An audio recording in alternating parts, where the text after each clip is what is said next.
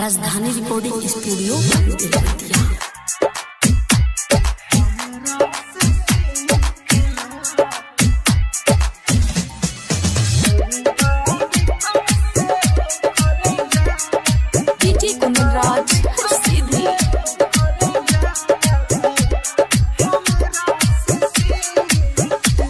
बर्बाद कैसे हो खल जाला हमारा से सीखला।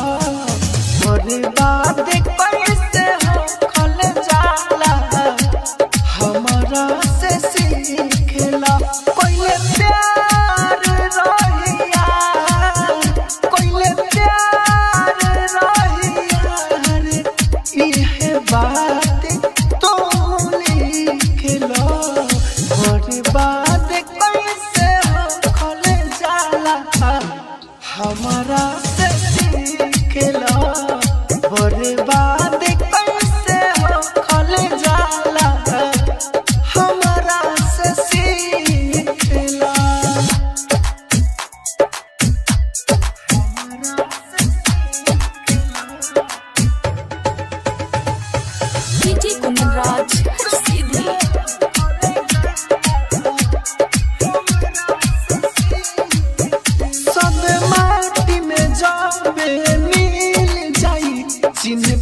अपने परछाई सब माटी में जाबे मिल जाई।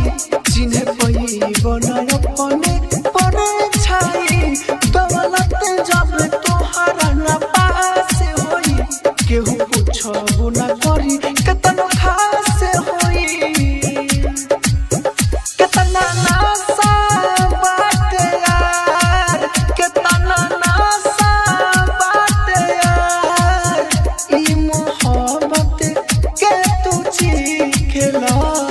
बर्बाद कैसे हो खल जाला हमारा से सीखला। बर्बाद कैसे हो खल जाला हमारा से सीखला।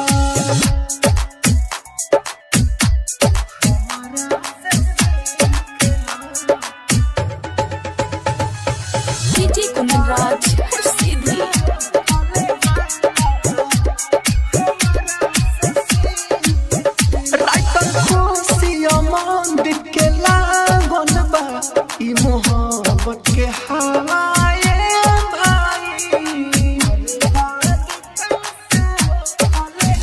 राइटर खुशी अमन दिखे लागल बा। ई मोहब्बत के हवा ए भाई सब भइला बा बर्बाद। सुनो इहे दुनिया के हवे सच्चाई।